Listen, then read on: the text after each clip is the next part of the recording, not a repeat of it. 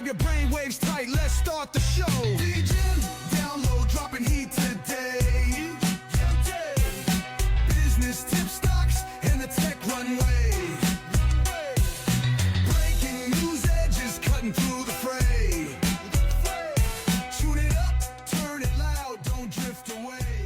Guys, we're back. Let's do a little recap of where we left off. We've just recently posted the second episode of the DJ and Download podcast. We have our clips going. We have our reels up. So you guys could find us through Instagram, X, YouTube, and even TikTok right now. So we are out on all platforms, and where this is just the beginning. You guys are going to see the growth every single day, every single week. And so we can go right into this week's topics, the main things. We're still going to be going over the current stock market, the crypto markets, everything that's going on right now. So let's start with the stock market. So we've seen a little bit of, I wouldn't say like a comeback, but it's the bleeding has stopped a little bit. Don't call it a comeback just yet. Don't call it a comeback just yet, but the bleeding does seem to stop for the time being a little bit. And what are your thoughts right now? What are you guys buying? What are you guys holding? Yeah, so Powell obviously spoke and rates didn't change pretty much at all, which basically had a net positive on the markets. Not crazy rebound, but big stocks we saw climb back to kind of their current pre-tariff levels to some degree.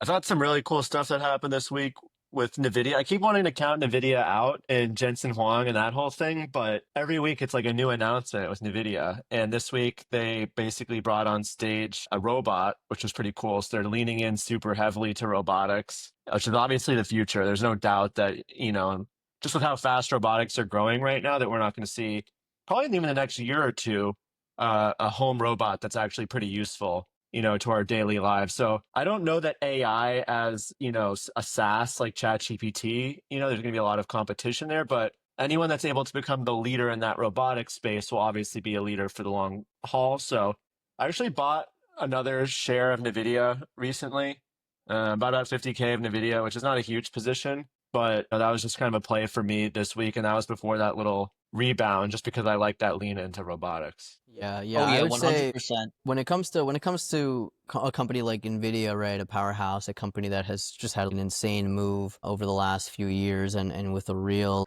top tier CEO, you can't ever sleep on a company like that, right? Those obviously it's made its move, right? It's made its 20, 50, 100x move. It's probably not going to do that again ever.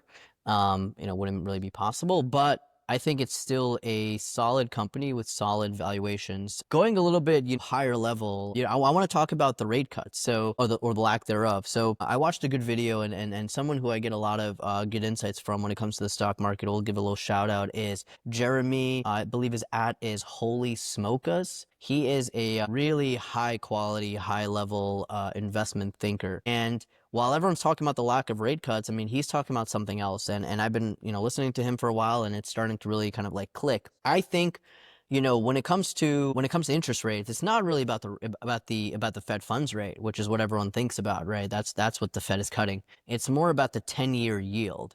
The 10-year yield is what dictates mortgage rates. It's what dictates auto rates.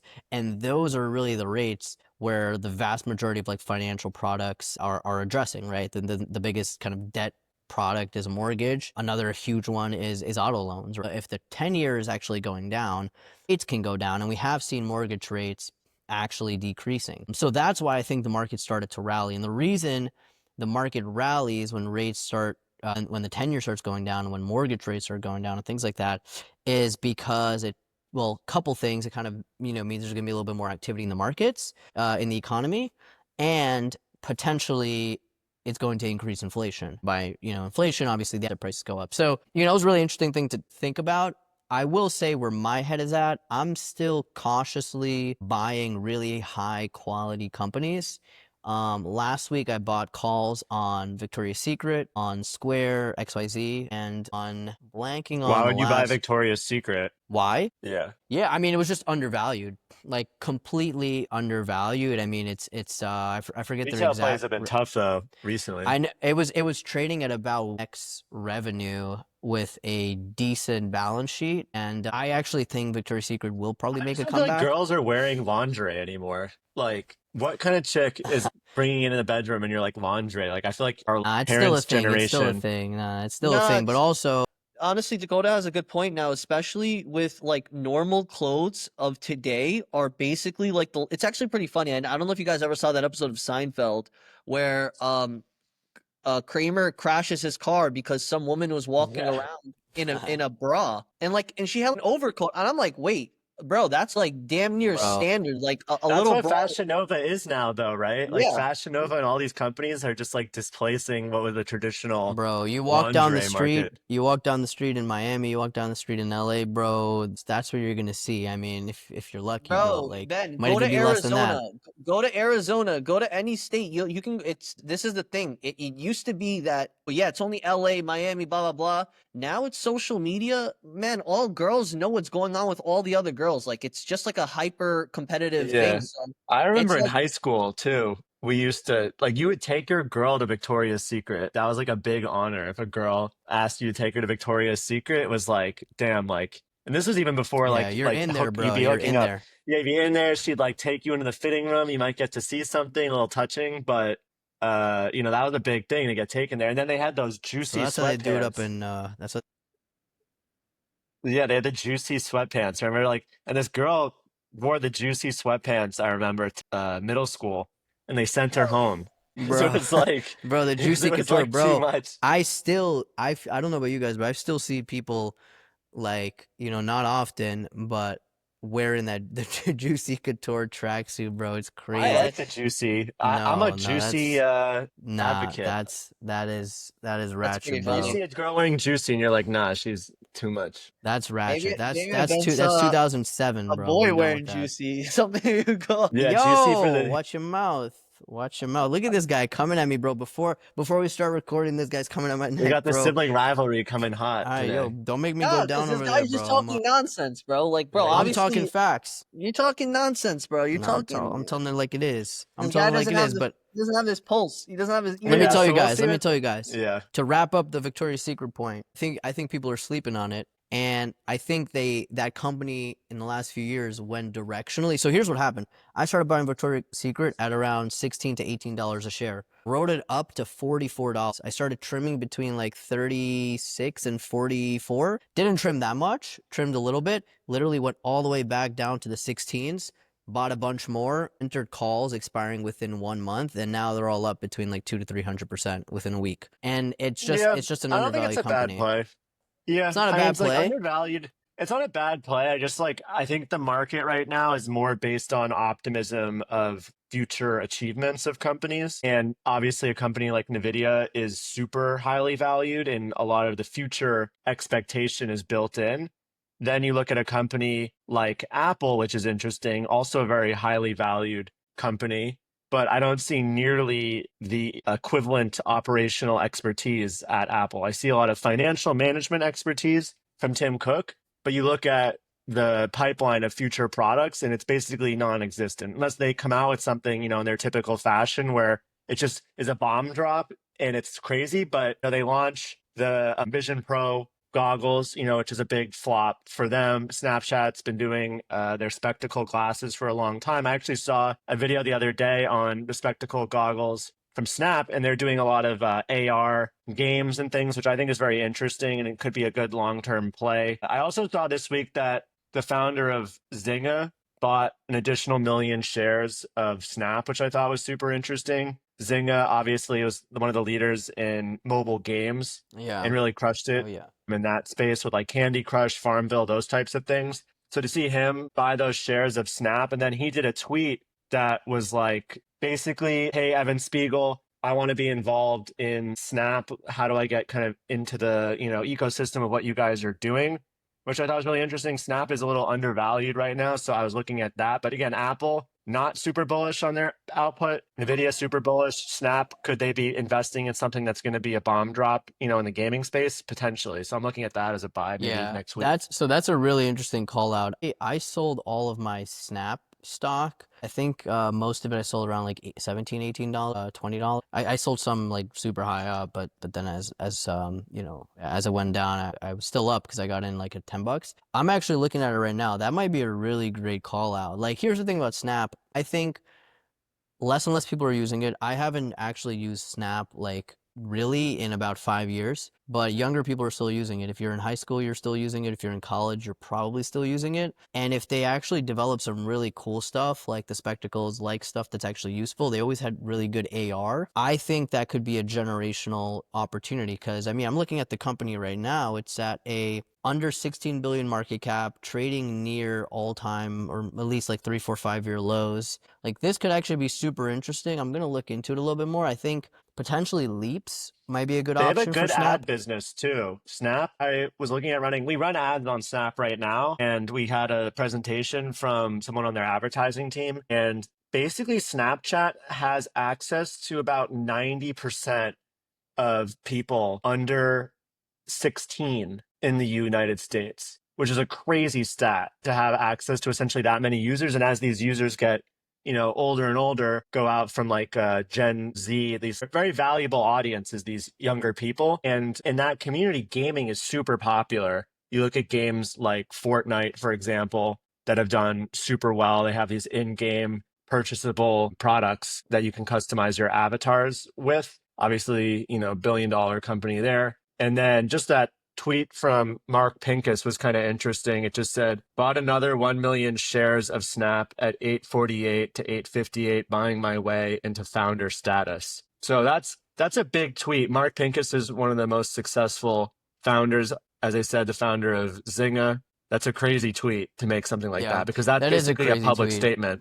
That's a public statement. I'm surprised, honestly, there hasn't been more of a reaction because that is a really crazy tweet. My issue with Snap, and honestly, if you look at this historically, like though you can Snap always does worse. So they always underperform their earnings pretty much. They're unprofitable, and there is kind of a stigma and almost like an age barrier to using Snap historically, right? People become a certain age and they just stop using Snapchat. And I think Well, that happens because the girls stop allowing it because that it goes from, hey, what's your Snap to, wait, you still use Snapchat? Like, ask me for my number. Like that's so they because age out. it has an immature kind of context to it. Now, I'll It say has like a this, it has like a, yeah, like an immature, like a hookup-y, like that's the type, not serious, stuff like that. Like but it used to be like damn near Tinder, I swear, like Snapchat, like, that's what it used to be. It used to be like, well, that's Instagram now. That's Instagram now. But I'll say this. It's funny.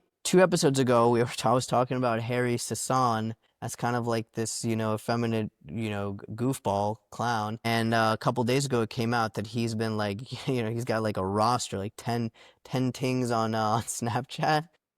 Not oh, surprising.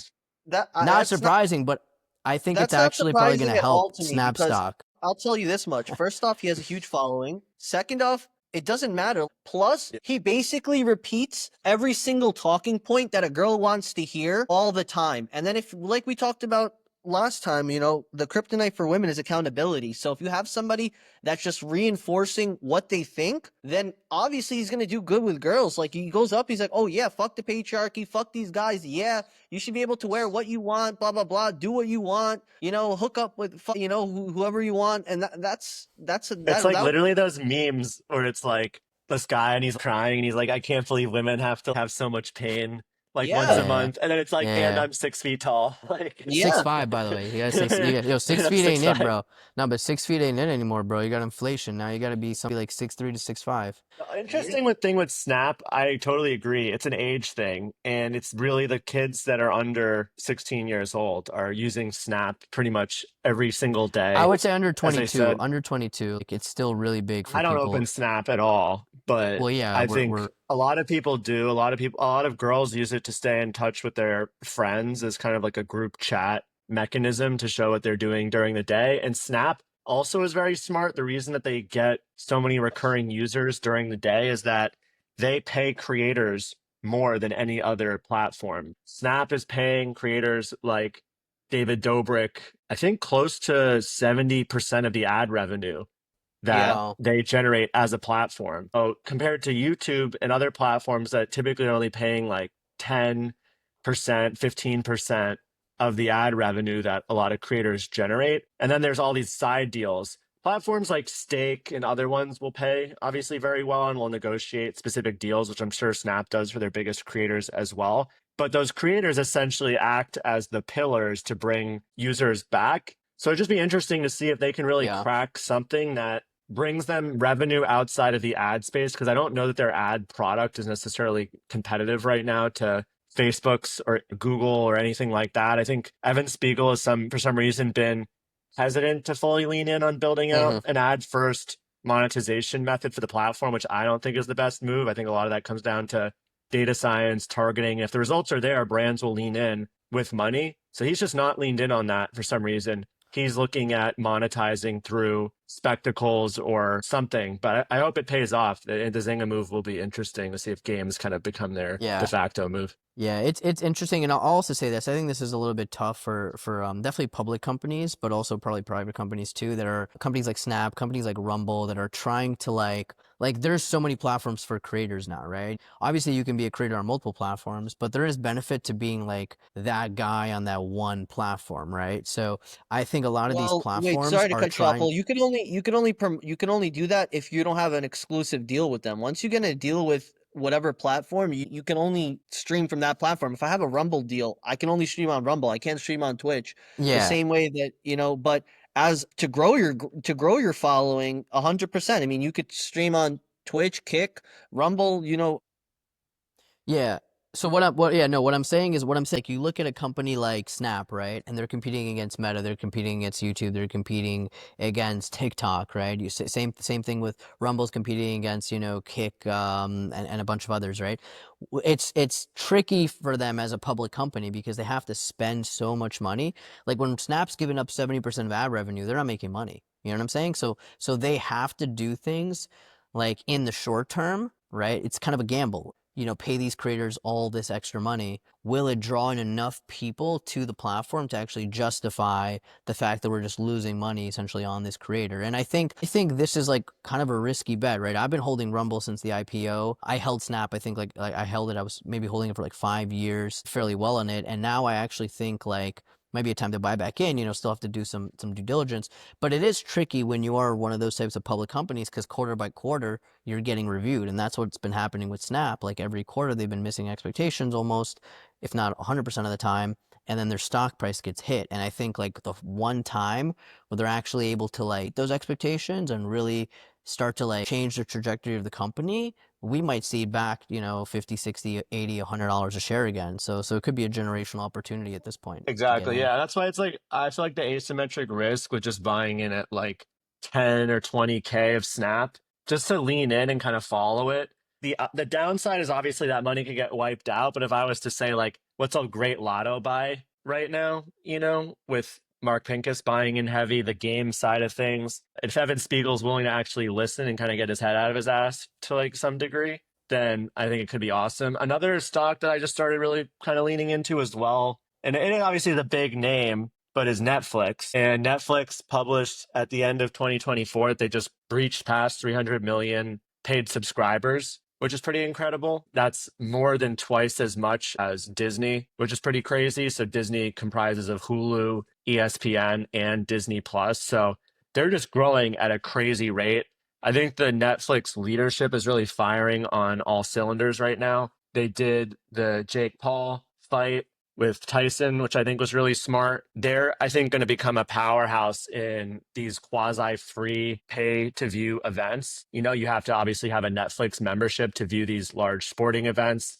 If they can start to get more into sports, I think that's a huge opportunity for them, more of these fights that people gamble on and are excited to watch. And then besides that, they've done really well with leaning into comedy. They just did the Andrew Schultz comedy special, which was super funny that I watched. Did you guys watch that? No. I'm not the biggest fan of Andrew Schultz. I feel like his comedy is kind of like I get it. I get the comedy, but I feel it's a little bit repetitive. I don't know. He's not one of my favorite comedians, but I definitely see the intrigue. I like Schultz. Yeah. I think he's overrated. right I don't say now, that as like bad. He's probably the biggest white comedian in the world. I'll probably say that. He became huge very quickly. I don't know He's had anyone a massive come up. Yeah. I mean, he's been super pushed super talented. heavily. I'm a fan of his personally. Bro, he was on good.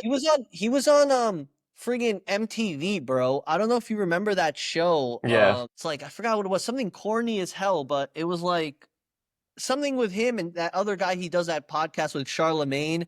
Was also he was on Wild and Guy Out, bro. Code. Guy Code, yes, Yeah. bro. Guy Code, exactly. Oh, Wow. that's where he's from. So, Bro, I but didn't These remember. I didn't guys even have know been that. around for a minute though. a Even lot. Matt Rife was on that Wild show and with Out. Nick He was Cannon, on Wild. Wild and Yeah, Out. yeah, but Yeah. Yeah. and no one, you know what's crazy? This is what people really, this is like, I feel like this is in life in general. Like people, because people were talking so much about, bro, Matt Rife, overnight star, overnight. I'm like, you guys don't know, man. It took 10 years of him literally getting like fucking roasted, laughed out of clubs, laughed out of Yeah, literally. like he was doing so, he used to bomb because he would go to these open mics, bomb, and then it just takes one, like one Literally, funny post, like bro. especially in this, like this time that we're living in right now, Yeah, the especially viral era. like this is what I always say. Post, because you never know. It's like a free lottery ticket. Someone explained that to me. It's literally like a free lottery ticket because every single time you post, there's a chance that gets 10 million, 20 million, 30 million views, 5,000, 10. Like, I'll put it this way. I have videos that they got like 500,000 views. Bro, just because it'll tell you like over 1,000 subscribers from one video that it took me 20 seconds to make. You know what I'm saying? And it's like you could do 30 different marketing bullshit that doesn't work, and you could just post content out there, and then that one content will just blow up. And that's why I Yeah. even saying with our podcast right now with the DJ, you got to put the long form. It'll come. It's kind of like the meat of it. But the shorts are like the appetizers, getting people to the table, That's why on shorts, because I was talking to Ben, for like every 1,000 views, right? For shorts, it's 3 cents to 10 cents. But for long form content, it's $3 to $10. So it's literally 100 Yeah. times the revenue you'll get from the long form content. The That's why. revenue paid by the platform or what revenue? Oh yeah, from the platform, from the YouTube ad, ad Yeah. revenue. That's Yeah, why yeah.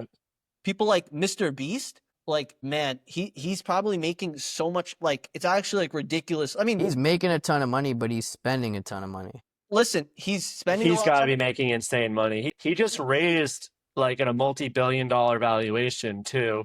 Chamath announced that he was an investor in Mr. Beast, which I thought was Wow. super interesting. So It's funny. Chamath, They were no, talking about that 2 to 3 years ago. I remember listening to an yeah, All In episode, and they were saying Mr. Beast got to be 500 million or $1 billion valuation, and like it looks like they actually made that investment at least yeah. Chamath and whoever. Is an investor in Mr. Beast, which he disclosed probably like 3 episodes ago. And I was surprised about that because I watch Shark Tank a lot. And one of the things that Mr. Wonderful always says is what happens if you get hit by a truck? Like, what's going to happen to my investment, right? And Mr. Beast is obviously the face of Mr. Beast, but what happens if Mr. Beast, is crossing the street and a truck comes and hits him, right? Like, how much is that franchise worth at the end of the day? I would say the same thing with a lot of the like Prime Energy and whatever, the Logan Paul's drink. If they get wiped out, these celebrity brands are interesting because they're only worth as much as the celebrity's, value at the time. Say Mr. Beast, he was almost embroiled in, one of his co-founders The of, scandal.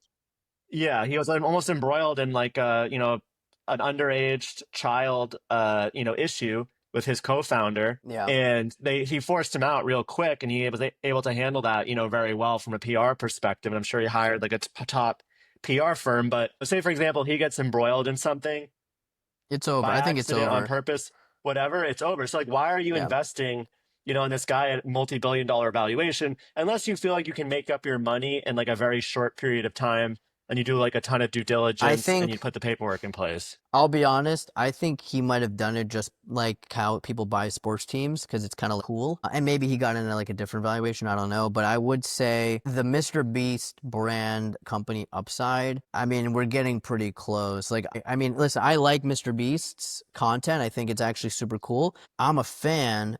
I didn't even watch Beast games because I just don't like really watch TV like that. It's like if it's not on YouTube, it's a little bit different for me. I'm probably different than a lot of people, but I think the ceiling is getting close. What he's done is amazing. What he's done is super cool. But I think like anyone who's interested in Mr. Beast by now has already discovered him and is already probably a subscriber. So I agree again, and don't yeah. agree though. because I think the ceiling of his reach is pretty high and like it maybe can't go much higher, but his ability to monetize his brand is still very significant. That's So, true. he That's has true. Feastables, which is the chocolate bar, and then he has like the Lunchables thing that he launched with Logan Paul. He could launch a whole slew of Unreal, yeah. other things. He could launch like a software that helps. He has like some software that helps YouTube creators measure their views. There's a million other things that he can theoretically do and then use his platform to just get instantaneous reach, which for him essentially has no cost. And for his investors, they're essentially gaining his reach. Yeah. The one thing I will say is about him and Logan Paul is I wish they created products and brands that had more net benefit for society. I don't think the world and kids need more chocolate or unhealthy snacks, right? Like we're Yeah. already in this kind of quasi obesity epidemic, and he's someone that recently lost a lot of weight. He looks great and I think he's doing a good job, but to launch a chocolate bar, and just say like, oh, we need more chocolate, it's kind of an odd thing. People like chocolate and obviously in moderation is a good thing, but net chocolate is not a very healthy thing. Same thing with Logan Paul, his drink. It's okay. It has a lot of ingredients that I would say are not the best. Yeah. It has like artificial sweeteners, things that are Yeah. And potentially linked this to is cancer. This is why, like, I made that point that I made, I think, on the first episode. It literally just gets proven over and over again, and don't make me tap the sign. I'm not saying this about Logan and Mr. Beast. I don't know them personally or Jake or anything, but in general, like I said, celebrities, they don't really have much of a ethical, care. They're just gonna do what makes money. And I will say, when it comes to Feastables or the chocolate, whatever, I actually looked at it. The ingredients aren't that bad, and they're like, well, it's better than like Lunchables, right? So it's Yeah. like a moderate step towards eventually something that's good. But again, I don't put it past any of these people, any of them, from shilling you garbage to make money. Like, it just, It's like maybe they slightly won't, maybe better they will, garbage. but It's still slightly better yeah. garbage is still garbage at the end of the day. And I And think the a lot of thing these guys. is, I think that's even more detrimental because you know what you're getting when you're opening up a Hershey's bar or some bullshit. But then if they're promoting it as well, this has this amount of sugar and this has this, so you kind of think, well, this is a good option. Well, no, they're both almost just as bad. So either way, you're really not. It's not like a healthier alternative, and that's exactly what you said. They really could have made a healthier alternative. Man, he could have dropped Mr. Beast apples, and guess what? All those little kids will be grabbing their mom by the freaking skirt and telling you have to get me these apples. I don't care if they're $10 an apple. yeah, but it's The not same as way profitable, you know. I understand it's not as, but like he said, man, Mr. Beast could put his name to any product, anything out there. Mr. Beast shoes, Mr. Beast. You don't understand the like actual like he has so much sway. It's insane, man. It's Yeah, like even like a protein bar or something that just has like a net positive, I think like with products and brands that I try to launch, I don't want to be on like the wrong side of health, and someone had Yeah, approached me 100%. recently with wanting to help them launch a vape product. And vapes obviously is a huge category. There's a lot of bad vapes out there. There's not a lot of transparency about what's actually in vapes. A lot of these girls buy these like nerd bars or whatever, but all Bro, those come these out of vapes, China. let me just say one thing Yeah. about these vapes. They are like this big now, bro. I remember, like, I smoked a vape one time. I think I took one vape puff in my entire life. And I remember the jewels were like thin like your finger, bro, even thinner. And these vapes now, 20, 30, 40,000 puffs. You could be puffing on that vape until you drop dead, bro. Like, we're Yeah, talking they about do some that to crazy increase stuff. the perceived value of the vape. It's a whole marketing thing. It's interesting. A lot of the major vapes are actually owned by one billionaire that lives in China. So the single guy owns a nerd bar, and any major bar that you're basically seeing now is owned by this one person. And I'll try to find his name, but. Besides that, it's just not a super healthy product. So the idea came to me, so through someone in my network that said like, "Hey, can you launch this vape?" And I really started thinking about like, yeah, can I make a lot of money doing this? Yeah. Do I have the connections to make it happen? But is it like an ethical thing? Is it something that I want to like attach my identity and brand to? Do I want to tell my, friends and family that I'm like launching a vape that isn't like net positive for people's health? Not really. It's just not really something that I'm that interested in. Whereas the products I focus on, I always try to have like some level of net benefit and I want to be proud of, what its impact is, on society. And again, like I'm not Yeah. saying that chocolate isn't a positive thing. I just think sugar has proven to be like a very unhealthy ingredient. In moderation is fine, but processed sugar is just not like a super healthy Yeah, thing. I looked up who owned it. I think it's Chen Ziping. I don't think Yes. he's related to Xi Speaking of the Jinping. products that you sell, what are some of those? What are some Yeah, of the new ones that you have let's coming talk out? about Yeah, let's talk about that. Yeah, I mean, before we go into specific products, because I actually think, this is kind of what we wanted to do on this episode a little bit, is for you to give the sauce, to give the people at home, everyone who's listening, the sauce on like how you do e-commerce. Because again, you spent 5 years in Amazon, you actually worked at the biggest e-commerce company in the world. So just open it up, tell us a little bit about like, your business, the products you do yourself, the products you work with the other people on. Let's get a little sauce on that. Yeah, for sure. So yeah, those who don't know, worked at Amazon for 5 years. It was my first job out of college, was an associate at Amazon. It was one of the first hires in their advertising division that they first established in Boston. Did that for about 3.5 years in Boston. Was working with first party sellers for like really big companies like Clorox or Bose, that are billion-dollar companies that sell on Amazon, and then transition to the third party marketplace model, which is what most people think of. So if you have a friend or a family member that's like, oh, I sell on Amazon, and is probably doing more in like 5 to 7 figures, that's FBA, fulfilled by Amazon. So transitioned over there, that was growing a lot faster in terms of a business model for Amazon, because basically it would just offer its fulfillment network, and then the brands are responsible for everything else. Started working with a bunch of really cool, fast growing D2C companies. And with all that, saw companies go from, just launching on Amazon to doing 7, 8 figures. And I started to notice patterns of what led brands to grow the fastest. And I also saw things that led brands or management of brands to go out. So with Amazon, the last piece of the equation is the advertising. And you have to understand building a brand, manufacturing, importing the products from wherever you're manufacturing them from, whether that be China, United States, some part of Asia, Europe, etc. And then, finally getting them on Amazon, creating a really great listing, and then getting the product to convert and getting the right traffic to the page. I also saw while I was at Amazon a lot of really shitty agencies. So a lot of advertising agencies are really bad. And there's really big agencies that make 7, 8 figure retainers from their clients, So there's a lot of money in ad management. And I kind of saw that pattern of these agencies being really shitty and not really bringing value to their clients. And brands kept saying, and I'm always someone who tries to go above and beyond. So brands would keep reaching out to me and be like, we want to hire you to be our Amazon guy. It seems like you really know what you're doing. We'll pay you, in some cases, like twice as much as I was making at Amazon. And I was making like 250,000 at Amazon. And brands were reaching out to me and saying like they were going to pay me like 400,000, 500,000 plus commission to come, work for them. And then I kind of got to thinking, I was like, I'd rather, instead of working with just one brand, work with, 5 or 6 or 10 brands, multiply that, 400,000 or 500,000 times, as many brands as I could kind of manage ads, content, supply chain for as possible, and ensure they didn't make, costly mistakes and were actually scaling. And that was my differentiator, was being, a lean, mean machine. So the agency Yeah. model, I left Amazon, started the agency called Alt Group. We're one of the top Amazon partner agencies. That's an accreditation in the US just for agencies that are essentially like licensed by Amazon to be like top partners Yeah. for their brand network. So let me just ask. So I think a lot of people are probably wondering, like, what? So everyone knows about ads, or you have Facebook ads, Google ads, whatever, YouTube ads. Like, how does the Amazon ad system work? Like, when you get hired as an agency, right? What do you actually do? Yeah, 100%.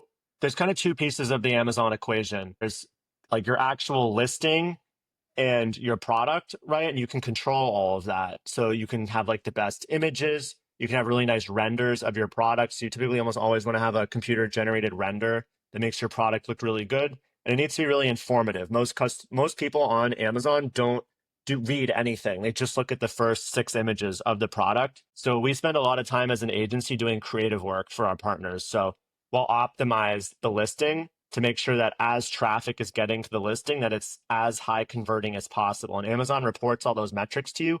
But literally, so crazy how few brands literally customize their listings over time, run A/B tests, and ensure that they're optimizing that conversion of traffic. Because we work with brands that'll spend or, inbound brands or whatever that'll say, we're spending 7, 10, $50 million on ads a year, but literally have never once updated their product images. Yeah. So like their conversion It's rate is like crazy. dog shit, It's but then they're so spending like crazy. so much. Yeah. Bro, I've even seen this from my own experience. Like a lot of, and you were saying this, a lot of ad companies, a lot of marketing companies, agencies, I mean, let's be real, they're just bad, right? They have probably good salespeople up front who are able to like get you into the pipeline. Oh, we're gonna do this. Here's your account manager. They're gonna hold your hand, XYZ. And then you actually say, hey, how's things performing? I it's doing all right. We need to spend another 50,000, 100,000 to see. And it's almost like this, like, I don't know. It's kind of like just this black hole for a lot of people because you hire an agency because you don't want to be like digging in the weeds. And now you have this agency, and to like verify what they're doing, you have to start digging into the weeds, and people are too lazy or too caught up and they never do it. And like the agency just keeps this retainer, and the ROAS goes from like text to 1.5 back to 1. You know what I mean? And it's like, it's actually a crazy model because you see so many people with ad agencies now, and just by the law of like, just by the fact that there's so many agencies, like a lot of them have to be shit, you know? So it's You can actually kind of fluff the crazy. metrics like crazy too. When you Yeah. have an agency, it's very easy to make the ROAS, return on ad spend, look really good and that you're generating a lot of sales. But a lot of those sales can be occurring organically, especially on Amazon. A lot of times you can just like bid on brand keywords. So you can, just capture essentially sales that would have occurred and just take credit for them. A lot of agencies bill, and not that it's wrong, but a lot of agencies just bill on a percentage of ad spend and will try to maximize the ad spend, knowing that that's going to essentially inflate their Totally, earnings. the incentives are totally at odds at that point, and I feel like that's Yeah. the default So for we most try to agencies. typically move away from that. So I think profit-based compensation for an agency is typically best. Some clients will get greedy and not want to pay, but if you can get a model with your clients that says, we get X a retainer plus a certain percentage of profit, I think that maintains correlation of incentives. Yeah. We'll essentially plug in our clients' metrics, like their costs that they have for importation, marketing costs, everything on a month by month basis, and they can see exactly what their profit is. And a lot of our clients really like that because they can like really understand Yeah. 365 Let's degrees, what their profit is. Yeah, let's go a little bit more high level. I guess this is a question I have personally, and I feel like probably other people do too, right? So you really know the ins and outs of the whole Amazon marketplace, that whole business. I have a couple questions, but I'll start with one.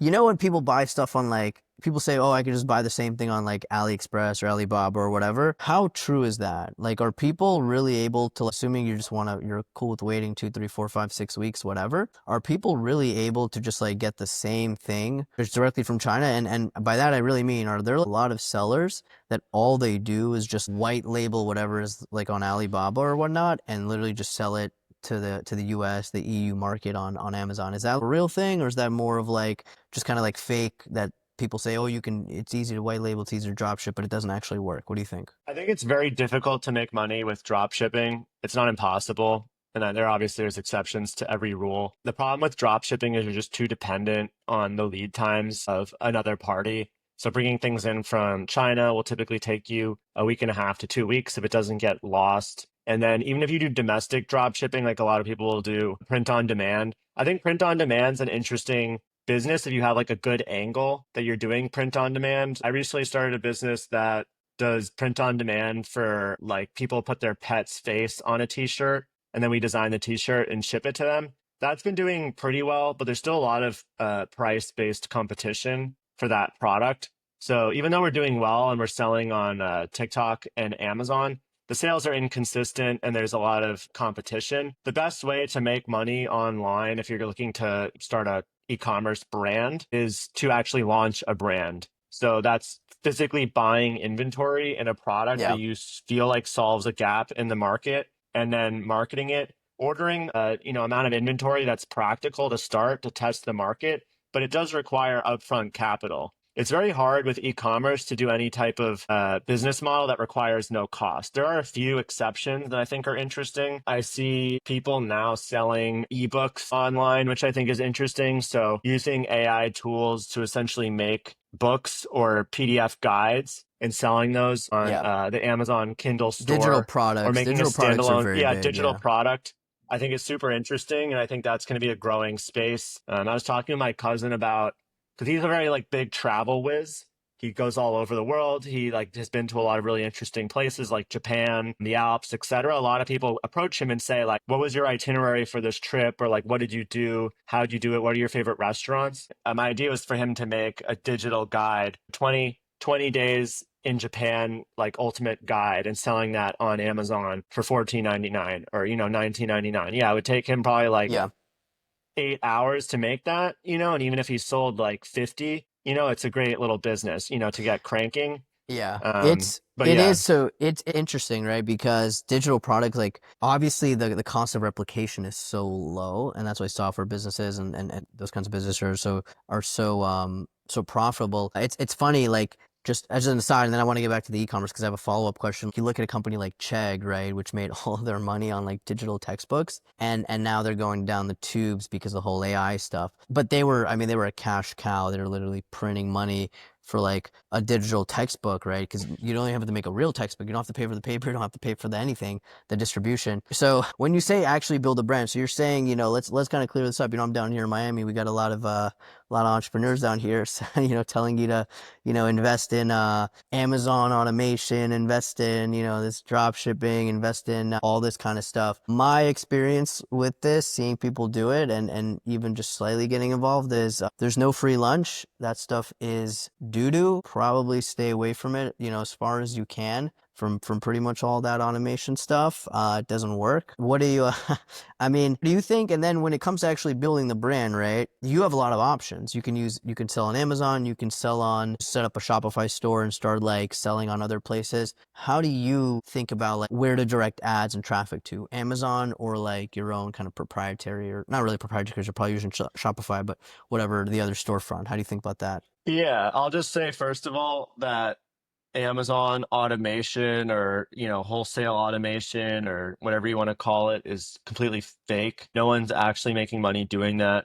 Anything that you don't have some type of edge on, you're never going to make money with, in my opinion. If like, for example, like there's a guy that's like Ecom Will, and he's like, I have a relationship with like Fiji water and I sell Fiji water, on Yeah, I know Amazon. that guy. And it's like, okay, if you can sell Fiji water and I can sell Fiji water, like what's your advantage, right, to selling Fiji water on Amazon? There is none. So anytime you don't have some type of edge on someone else, that's like, I'm the Yeah. only one that can sell Fiji water on Amazon and I get to capture that margin, like that's the only advantage you ever I'll really tell you his have. edge, actually. His edge is that he's monetizing the shit out of that and selling you info Yeah, he's selling products. a course, but like, Yeah. I don't get it. And then no one can leave any reviews, which is also another needed platform. Someone should build basically a Yelp for these online courses, where people Bro, actually leave reviews. so they use Trustpilot and stuff, but you can literally pay. And if Yeah, you're it's all interested in this, bullshit. hit me up, because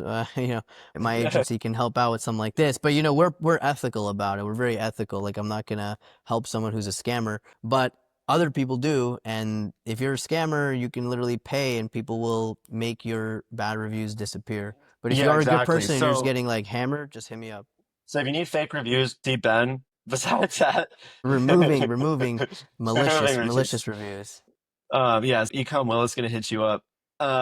Besides that, like, there's no edge there, right? So if you have some exclusive, there are opportunities to get exclusivity agreements, though. Like, you can approach, say, like some toothbrush company in like Wisconsin that is not on Amazon and say, like, hey, we're going to like represent you on Amazon. I have this expertise. And that's essentially starting an agency similar to what I do. That's a great way to make money without any associated costs. You can get like a really good retainer from a company that's not doing a great job with their Amazon experience and make like 2, 5, 10, 15K plus per month and then take a commission basis on that. I think that's a great way to get started in finding opportunities like that for people that have not built a good online experience. And then for you too, Ben, like another great way to make money that's, net is going to retail businesses that don't have like a good Google presence or don't have a lot of good Google reviews, local chiropractors, local plastic surgeons, people that just like don't really focus a lot on their online experience, building them better websites. You can go on a platform like Upwork, and hire a website developer from Bangladesh or somewhere and build out like a template of like a really modern, clean looking site that you allow appointment setting.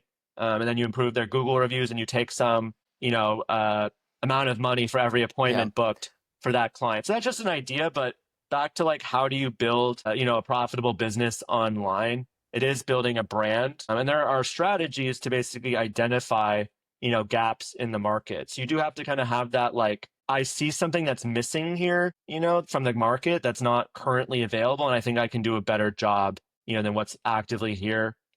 Just for example, like one of my brands, that we do just about 8 figures a year is called Wallaby Goods. It's a Mylar bag long-term food storage company. I talk about it publicly, which is if you're going to work with someone, again, I don't sell anything like a course or anything like that. But if you're going to work with someone, you typically want them to be able to actually show you a brand that they've created, at least a measurable amount of value. It doesn't need to be an 8 figure brand, but you always want them to be able to point to something that they've actually done. If they can't say like, oh, I've built this brand myself, I put my money where my mouth is, then that's a big red flag. But like with that brand, we basically saw in the market that there was no good solutions for long-term food storage. So we created this brand. It's done super well.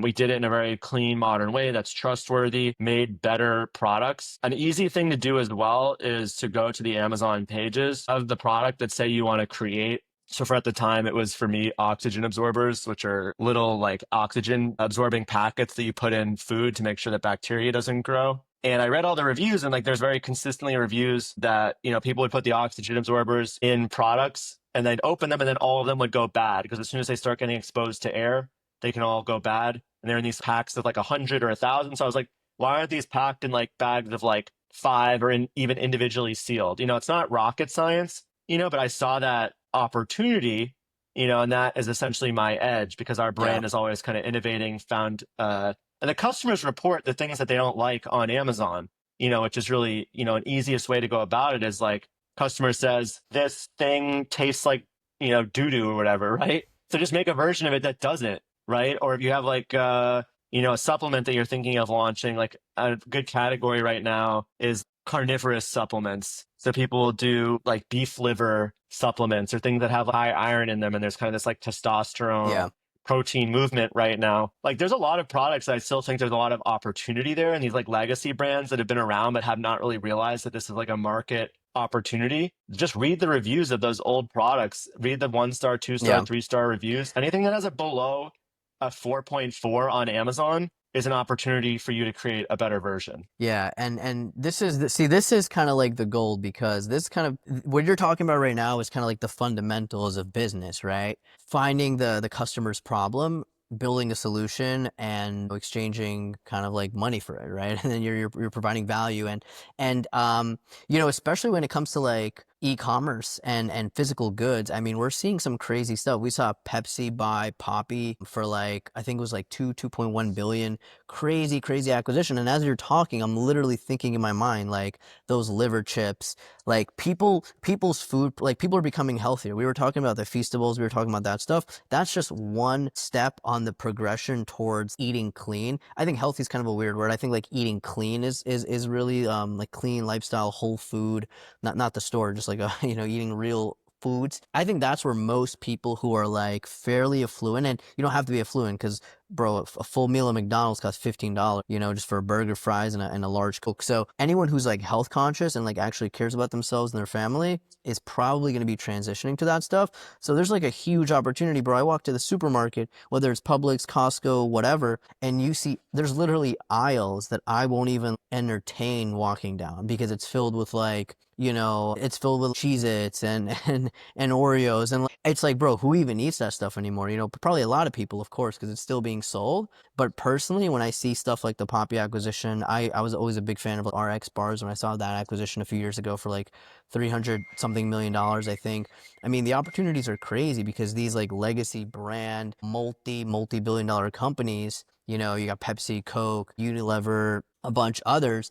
They're not really innovating these kinds of things. They're kind of doing, and maybe they are, but if you're able to get that like first mover advantage and execute better, bro, you could be doing like 20, 40, 50 million in sales and they might just buy you up for like $1 billion. Yeah, So there's a great analogy crazy that I opportunity. heard, and I've spoken to the Clorox people. I've spoken to the Pepsi team before when I was at Amazon, and they're like, "Oh, we want to parade this like young like kid around." When I was still there, because they're like, "Oh, this is exciting. This kid has some ideas about kind of like growing these little brands." And the guy from Pepsi actually came up to me.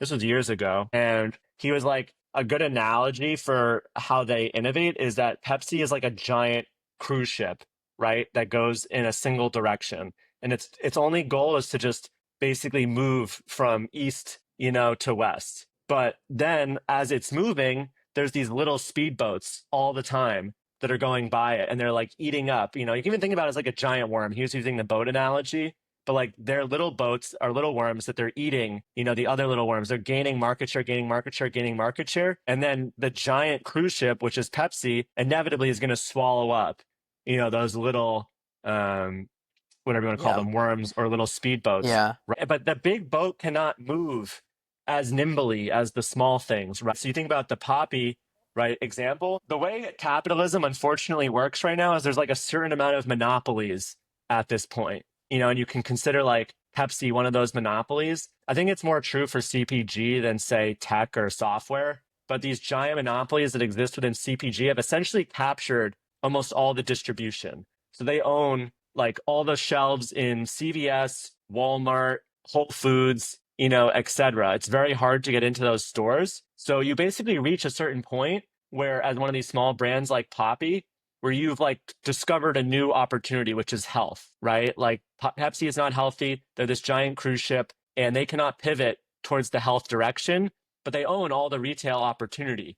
So if you, as like a new trending brand like Poppi, can like arise and almost like become a thorn in their side, but do e-com and like as much retail as possible, but you'll never reach the full magnitude of Pepsi. They have no choice but to swallow you. And Poppi is only 5 years old, which is really a crazy acquisition for $2 billion Crazy. because it's not like it's a good product. Don't get me wrong, but it's not earth shattering. They didn't invent like the next iPhone. Not at I think all. like a lot of people here could brainstorm, oh, this thing could be healthier. Like I'm going to make a healthier XYZ. But you want to choose something that has the opportunity, in my opinion, to be acquired by one of these Pepsis or by a Clorox or Yeah. by, XYZ. And I think making something that's like a healthier Yeah. version of a product is always a good route to go. It's funny you say that, bro. As I'm literally thinking the wheels are turning, and what would be cool?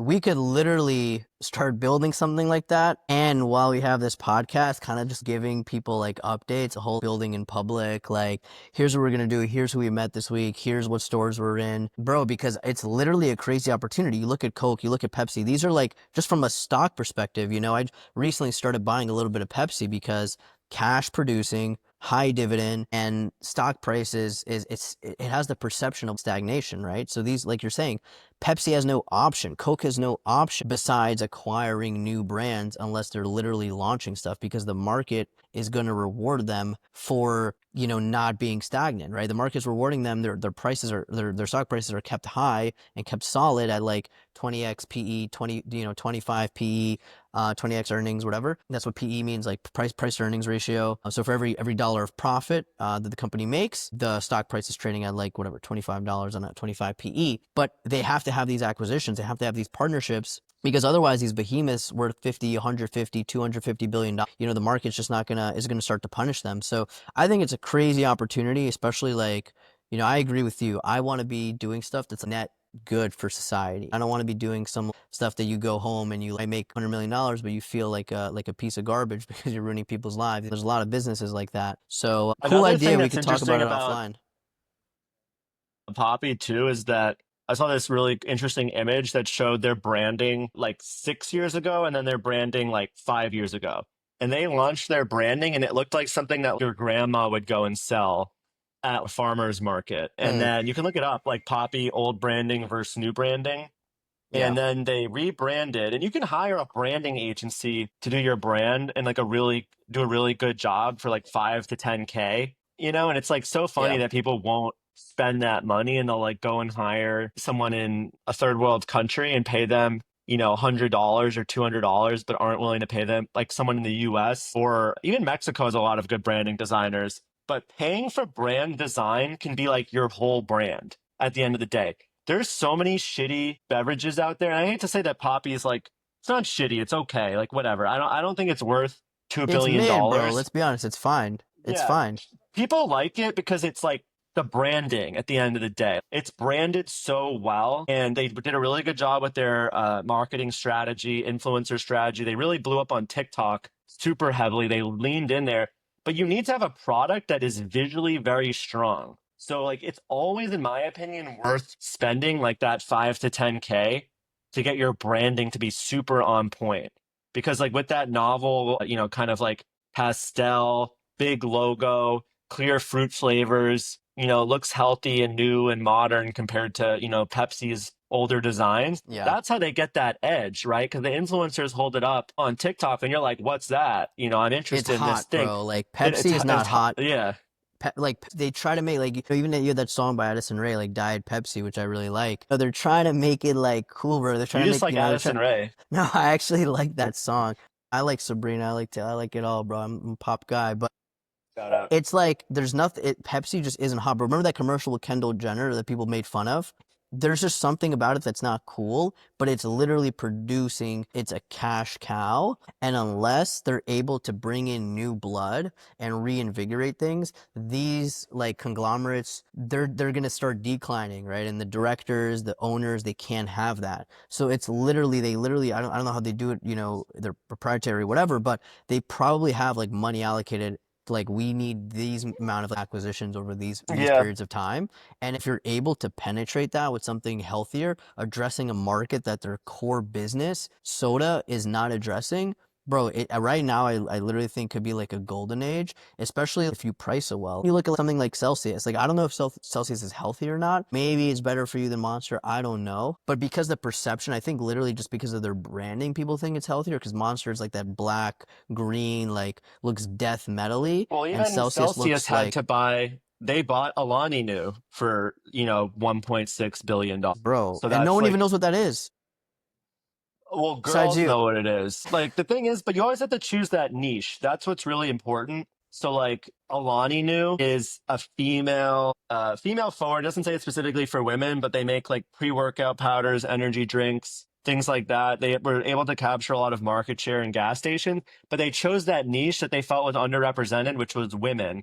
And there's a lot more women now going to the gym, like working out super aggressively than there was, I would say, even 5 years ago. I think gym culture for women has become very, very popular. Poppi is very similar. Poppi defined themselves as kind of that like cool girl, like almost like Pilates type girl that's healthy, and that's like, oh, I want a little soda, or whatever, but Yeah. I don't want like something with a lot of sugar in it. And what's also great thing. And it's funny, so few founders are willing to do this, but it really is the cheapest way to scale a brand. Because people go like, oh, how much do I have to spend on advertising? That's a common question that I get with people that are launching brands. And the answer is you can spend $1 billion on advertising, right? And grow a brand. But you can also spend $0 on advertising and grow a brand. And that's if your willingness as the founder of the brand to be the voice of the brand, and basically the ethos Literally. of the brand. So like Poppi, great example. This other brand that blew up on TikTok called Belly Welly has been doing super well. It's like a female probiotic. They have some like weight loss probiotic type products. And then another brand that's blown up on TikTok is BK Beauty, which is like cosmetic brushes that the female founder demonstrates how to use the eyeliners and things like that. People love those stories from the actual founder saying like, this was my problem, or here's the problem I saw. It doesn't even need to be your problem. It's just Yeah. like, I saw this problem. Here's why I created this. Doing little interviews, just going out, making like little skits with your, friends. Like that shit's completely free, but Content so few people do it. Content is king, and this ties everything together that we've been talking about. Sam hit us with every time you put a video out, every time you put something out, it's a lottery ticket. You're talking about like the free, bro. You don't want to be competing against Coke, right? They're spending $1 billion, $5 billion, $10 billion on advertising. They're buying Super Bowl ads. When you're getting started, obviously you can't even afford that. And even if you could, it's not worth it when you don't have that clout, when you don't know, like if someone sees something for the first time, bro, it doesn't mean anything. They have to see it 10, 20 times for it to start meaning something. And unless you have just like infinite money, right? Or you're just really like, in VC capital, which doesn't really happen that much anymore for those kinds of companies, unless you're an AI drink or something. But, you're literally able to do it organically. by leveraging yourself, people you know, and it's really got the wheels turning for me because I'm just thinking out loud now, and I'm like, man, like we could run something up crazy, some We really should. like we should do it, bro. Maybe we should Let's get that we should get Chamath to invest in us. Chamath, yeah, yo, we're in the arena, Chamath. Come through, join us in the arena. Let's get a little You know angel what's check crazy in. though? I'm looking right now at Poppy's Instagram, and their reels are getting like minimum 100,000 views, pretty much every single reel. And then they have some reels that are getting millions of views, and they're super simple. Like one of the reels that they literally have is the founder being like, "Here's my favorite mixed drink to make with Poppy," and she takes the Poppy, and then she takes some tequila and pours it in there and some other shit, and it's like she drinks it, and it's like a 1.6 million views. That same amount of views on Facebook would cost you like $50,000 or $30,000 in ad spend. Like I guarantee it. And you might not even reach the right audience. Whereas the organic content that she's making, which probably took her like 5 minutes to sit down and make that piece of content, Bro, is I'm looking trending at like some of this crazy. stuff. I would say 5 minutes max. Like, look at this. Like, it's actually so crazy how simple. One of the 17,000 likes for a photo of Poppy in the store, and just like a photo of cans. Listen, You know, man, it's it's crazy. like I told you, man. It's volume, man. It's the volume game. People are like people live on their phones. You understand? So they every time they see something, like the more they see it, the more repetitive it is, the more they're waiting on it. It's all psychological. You know what I mean? It's like it gets in their heads, and then people think about it. And the next time they're at the grocery store, guess what they're gonna get? They're gonna get the Poppy. They're gonna pick it up. You know what it So is too? You know what it is too? Dakota, I know you do this. We all three of us, because you guys send me memes and stuff. I send you guys memes. It needs to be something that's memeable, bro. Like I'm looking at this Poppy stuff, and I don't know the term for it, but some of these, like they're literally for this product. But there's some content that it's like, maybe I wouldn't send this to somebody, but there's a lot of people who would send this to somebody, and Yeah, that's it literally needs to be free marketing. shareable. That's It's the share, best way to yeah. make content is like you need to, when you're making a piece of content, you need to think like, why would someone share this? And there's a really good infographic. We should try to figure out how to put like images in this, but there's a really good infographic that shows like the types of content. And there's funny reels, right? There's educational reels, there's like horror reels, there's like basically these like categories of content niches you can choose for like your brand that are like the most likely ethoses to go viral. And if you can align with one of those niches, then you basically will have almost a guarantee that like the sharing button will be clicked, more than not. And it's funny because you look at Pepsi. I'm even looking at because I was like, this is a hypothesis that I have, but Pepsi's Instagram reels get like 15,000 views, 7,000 views. But it's Some of them not are getting hot. like It's 30, literally not. 40,000 views. Yeah. But they have 2 million followers, and Pepsi's It's is just literally not one of the it, most bro. well-known brands in the world. It's just not it. Like there's something, bro. Like when people say, "Yo, she got the ick." There's something to that. Like you get the ick for something, it's not I it, think and it's Pepsi just could be like, making that content though, dude. Like that's the problem with these brands. yo, They're the Pepsi, hit giant us up. ships, like I said. No, We'll take literally, we'll it's take like, 100K a month retainer. dude, that's nothing to them, dude. They're paying their agencies that make this content and make their commercials hundreds of thousands of dollars a month minimum, dude. Some of these what about agencies, I guarantee millions. Man, they're still. This is the problem with these huge conglomerates. They still think that celebrity endorsement. Like, how much do you think they spent on Shaq? Like, because he was for the New Year's, like the end of 2024 rap Pepsi. Shaq was like the big guy behind it. So it's like they probably cut him a check. Look, and what's his name? The one who was dating. Travis What's her Scott. name? Yeah, what? No, the one who's dating We talking? Taylor Travis Swift. Oh, Travis Kelsey. Kelsey. Travis Kelce. So they have all these like they're paying all these celebrities huge money, and it's like you get a viral trend going on TikTok. Like even with Stanley, I don't know if you guys remember where that whole viral thing where that girl, like it looked like it was original, like it was a girl, her car was on fire, like it was like Yeah. the next day, the whole car was molted. And then she just took it out of she took the Stanley out of the Yeah. cup holder, opened it, and there was still ice. Yeah. That got like I'm not even joking, like over 1 billion views, like throughout That was everything. they said that it was easily crazy. like probably like 10 to 50 And it was million in made by sales. Stanley. It was like guerrilla marketing. Like the whole time it was like a fake. Like obviously The Really? I fucking didn't know it No, was I think fake. Like, that I was thought it was real, dude. real. That was real. no. It came out. It came out that it was staged. That No, I think that Wow. was real. You gotta Wait, let check me real. look that. that up. Yo, Fact hey, yo, check. Jamie, Check Jamie, that check out. that. I'm pretty sure I heard that it No, was dude, a because then they sent her a new car. Like, I'm pretty sure it was like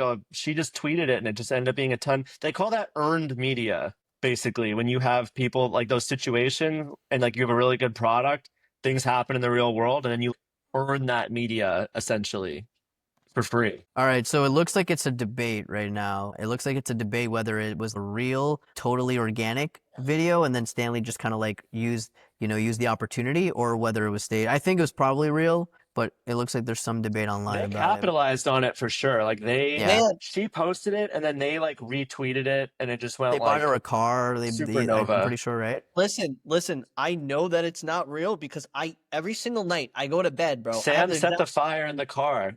bro. I Oh, have the Stanley, exact. bro, how do you think he got that? How do you think he's living in that place in Sam took Miami, it from bro? the scene of the Stanley cut crime. him a check, bro. Stanley cut him a check, bro. Yo, Yo, like, they come in, yo.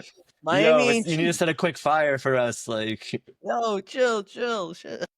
it's insurance fraud. I never knew you had a Stanley, by the way, actually. Is this Yeah, product placement, Sam? Is this part of your deal? Hey, yo, chill, yeah. bro. No, yo, Stanley, if you Stanley's, want, you yeah, gotta send us You well, money, gotta bro. pay for this. Me and Dakota need Stanley's a are cut. Yeah. SJB tactical Sam's the approved, only one man. making any money.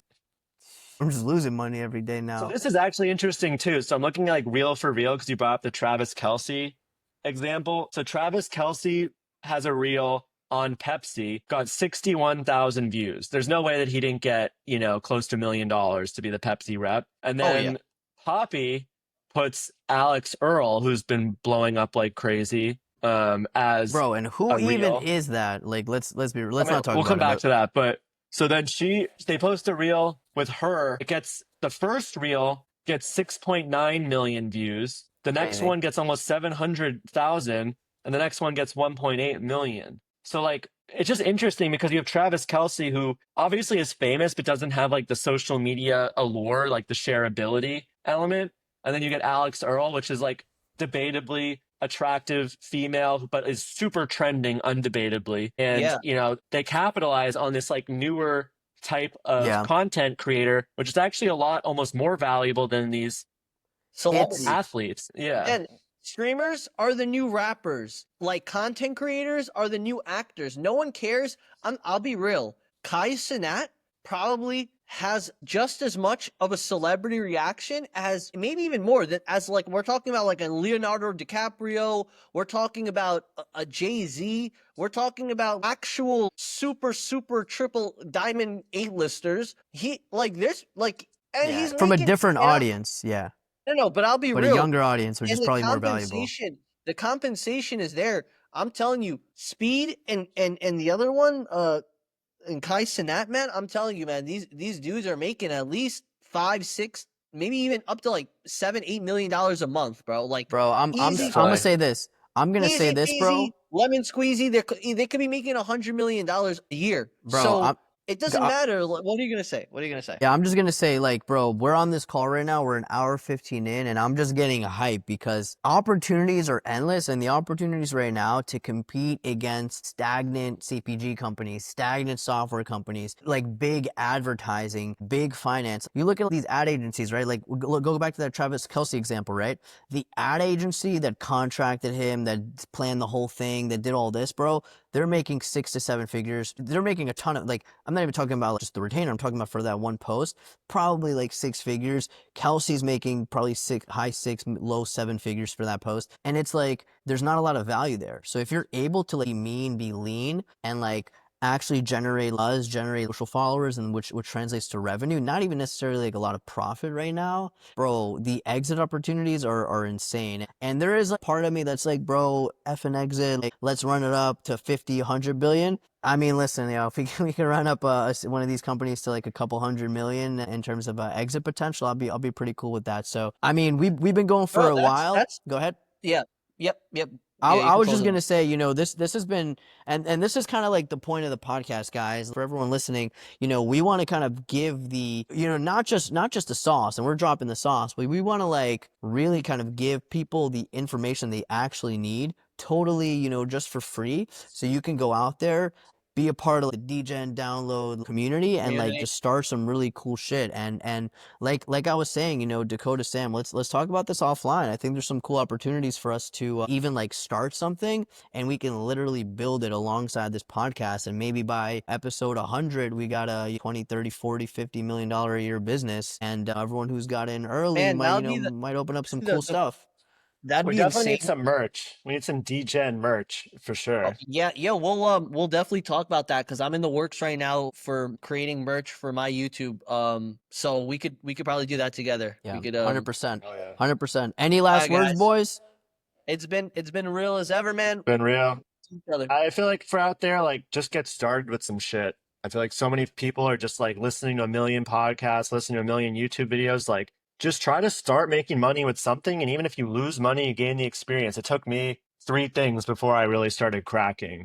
I think that's the biggest lesson at the end of the day. 100%. Take 100% action, agree. put out content. And the number one most important thing, and I have to tell this to myself because it's really, really hard to actually believe it, is that you just can't give up. If you don't give up, you don't have to be that smart. You don't have to be that talented. You don't have to be that anything. You will, if you're in the first world country, if you're able to listen to this, if you have a phone, you have a computer, no matter what it is, bro, if you just don't give up, you're going to make it. You might not be a billionaire, but you're going to be doing very well. So we'll leave it at that. Everybody, thank you for tuning in. Episode 3 is in the books. We will see you guys next time. Bye-bye. DJ download, dropping heat today. Business tip stocks and the tech runway. Breaking news edges cutting through